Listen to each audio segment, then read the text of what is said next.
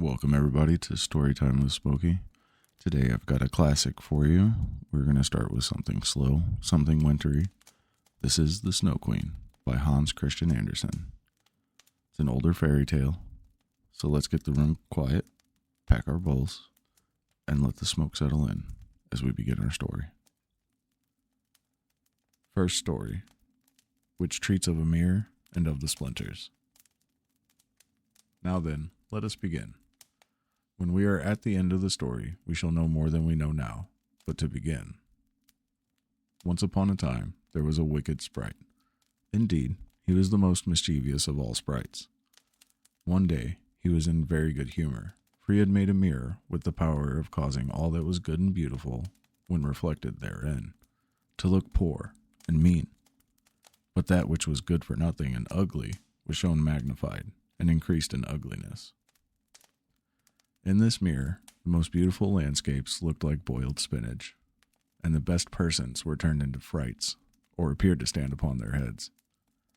Their faces were so distorted that they were not to be recognized, and if anyone had a mole, you might be sure it would be magnified and spread over both nose and mouth. "That's glorious fun," said the sprite. If a good thought passed through a man's mind, then a grin was seen in the mirror, and the sprite laughed heartily at his clever discovery. All the little sprites who went to his school, for he kept a sprite school, told each other that a miracle had happened. Now, as they thought, it would be possible to see how the world really looked. They ran about with the mirror, and at last there was not a land nor a person who was not represented distorted within it. So then, they thought they would fly up to the sky and have a joke there. The higher they flew with the mirror, the more terribly it grinned. They could hardly hold it fast. Higher and higher they flew, nearer and nearer to the stars, when suddenly the mirror shook so terribly with grinning that it flew out of their hands and fell to the earth. It was dashed into 100 million and more pieces, and now it worked much more evil than before. For some of these pieces were hardly as large as a grain of sand, and they flew about in the wide world. And when they got into people's eyes, there they stayed. Then people saw everything perverted, or only had an eye for that which was evil. Some even got a splinter in their heart, and then it made one shudder, for their heart became like a lump of ice. Some pieces were so large that they were used for window panes, through which one could not see one's friends clearly. Other pieces were put into spectacles, and that was a sad affair indeed. When people put on their glasses to see well and rightly, they saw only distortion. Then the wicked sprite laughed till he had almost choked, for all this tickled his fancy. The fine splinters still flew about in the air, and now we shall hear what happened next.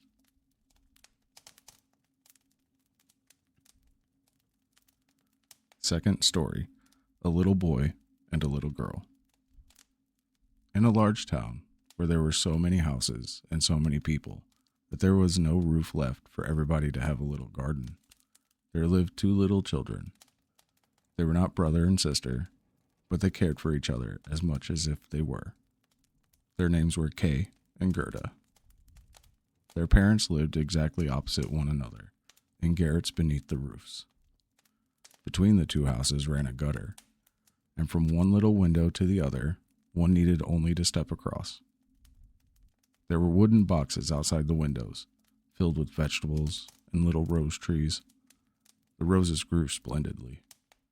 The boxes were placed across the gutter, so they nearly reached from one window to the other, like two walls of flowers. In summer, the children could climb out and sit among the roses and play delightfully. But in winter, the windows froze over. They would heat copper coins on the stove and press them against the glass, and melt a tiny round peephole. Out of each peeped a gentle, friendly eye. One belonged to Kay, the other to Gerda. One winter day, as the snow flew outside, Kay's grandmother said, "It's the white bees that are swarming." "Do the white bees choose a queen?" asked Kay. Yes, said the grandmother. She flies where the swarm hangs thickest. She is the largest of all. Many a winter's night she flies through the town and peeps in at the windows. And then they freeze in such wondrous patterns that they look like flowers. Can the Snow Queen come in? Asked Gerda. Only let her come in, said Kay. Then I'd put her on the stove and she'd melt. But one evening, Kay looked through the window. A snowflake fell and remained on the edge of a flower pot. It grew larger and larger until it was like a lady dressed in the finest white gauze, made of a million tiny flakes like stars. She was beautiful, but she was of ice. Her eyes gazed like stars, without rest. She beckoned. Kay was frightened and jumped down. It seemed as though a great bird flew past the window. Spring came, summer followed. The roses bloomed beautifully. Kay and Gerda sang together. The roses in the valley is blooming so sweet, and angels descend there, the children to greet. They held each other's hands. They kissed the roses. They believed in angels. Those were lovely summer days. Then one afternoon, Kay said, "Oh, I feel such a sharp pain in my heart. Something has gotten into my eye." It was one of the splinters. One tiny piece of the wicked mirror. In his eye. And another. In his heart. The roses now looked crooked to him. Ugly. He pulled them up. He mocked his grandmother. He teased Gerda. Everything that was good he saw as foolish. Everything imperfect he magnified. It was the splinter. Always the splinter. One winter day, snow filled the square. Kay tied his little sledge to passing carts and was pulled along.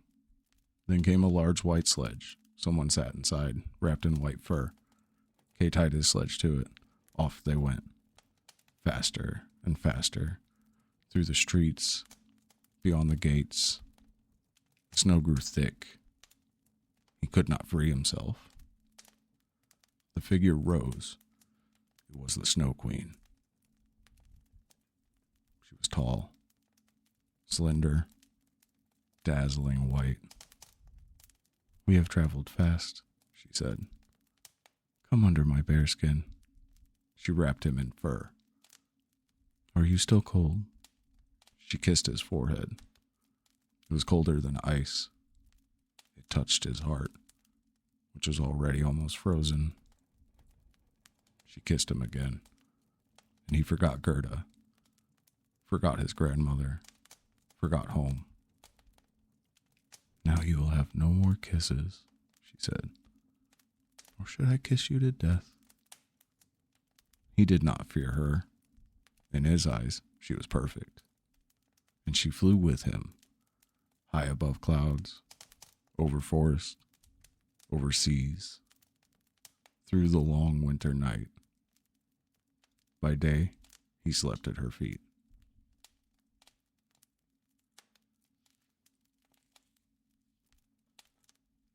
And that's where we'll rest tonight. The story doesn't rush. Lets cold settle in slowly. If you're unwinding, letting the night stretch a little longer, just sitting quietly with the fire. I hope this felt calm. Next time we'll follow Gerda. See how far love will walk through the snow. Until then, stay warm, stay toasty, and I'll see you by the fire.